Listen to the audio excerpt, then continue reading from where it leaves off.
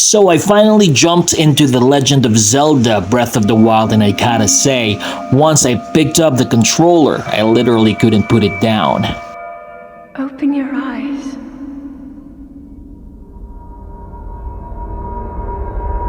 Open your eyes.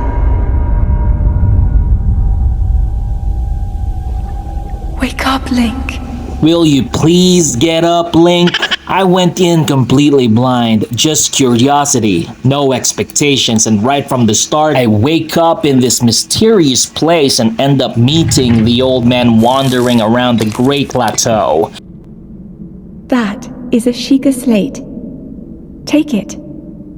It will help guide you after your long slumber. The game's opening tutorial region teaches you mechanics through explorations rather than hand-holding. And honestly, I love that approach. I mean, you're not pushed down a strict path. You're encouraged to experiment, mess up, discover things, and figure it out yourself. That's the part of what made the early experience so addictive.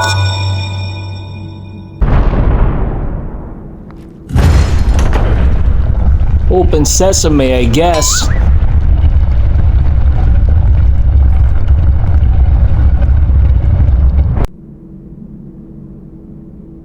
Link, you are the light.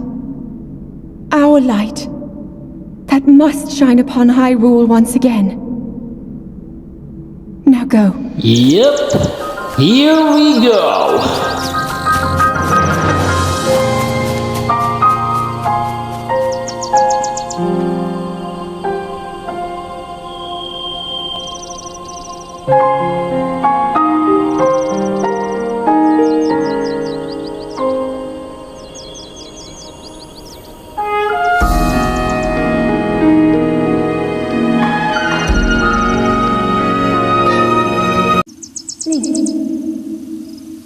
Link.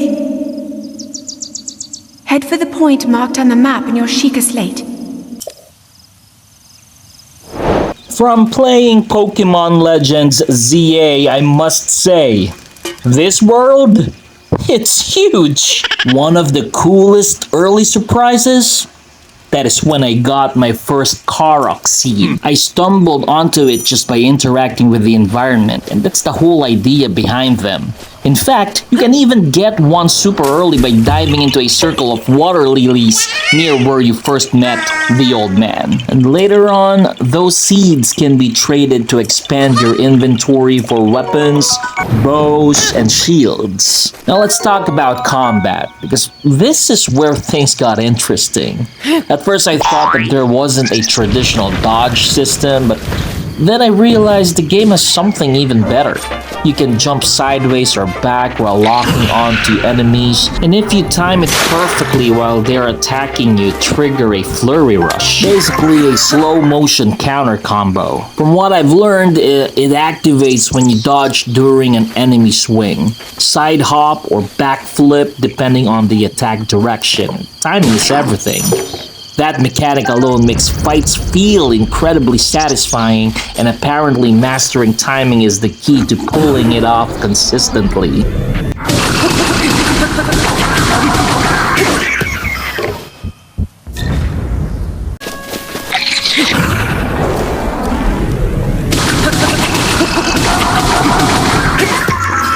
Players often mention that horizontal attacks call for a backflip, while overhead or spear attacks are better dodged with a sidestep. And you want to dodge right as the hit is about to land. I'm still getting used to it, but when it works, chef's kiss. Absolute dopamine hit.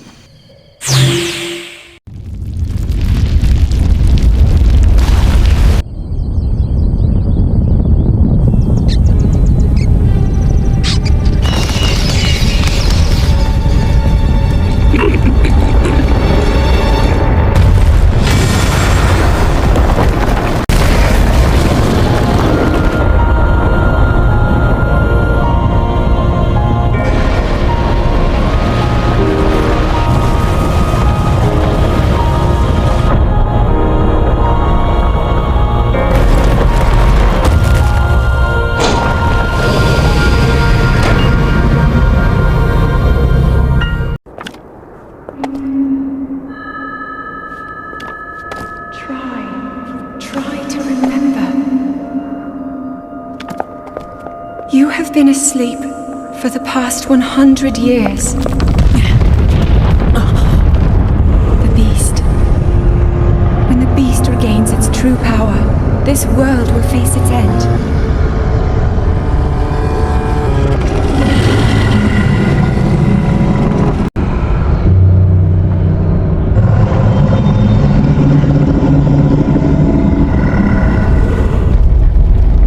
Now then,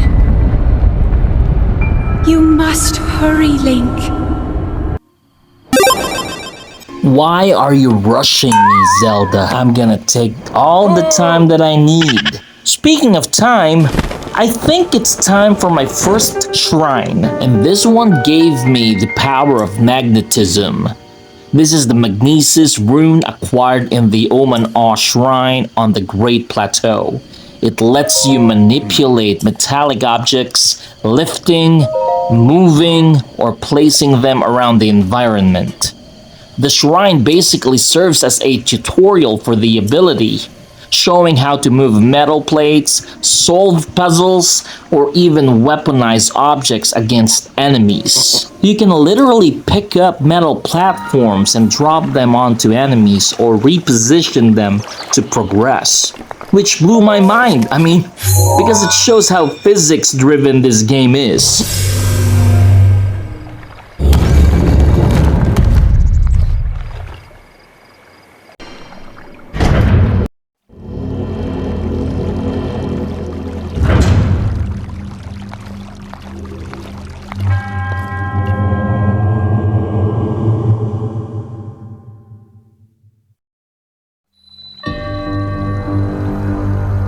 Once you get the rune, the possibilities open up. Puzzles, traversal, combat tricks. It's not just a gimmick.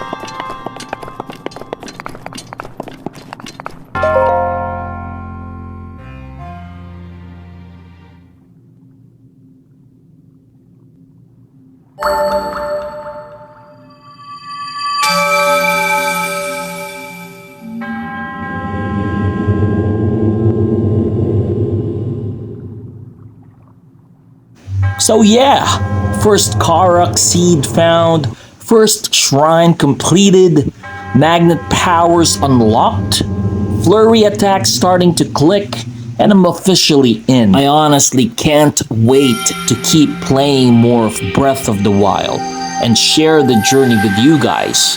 If you've got beginner tips, drop them in the comment section and I'll catch you in the next gameplay.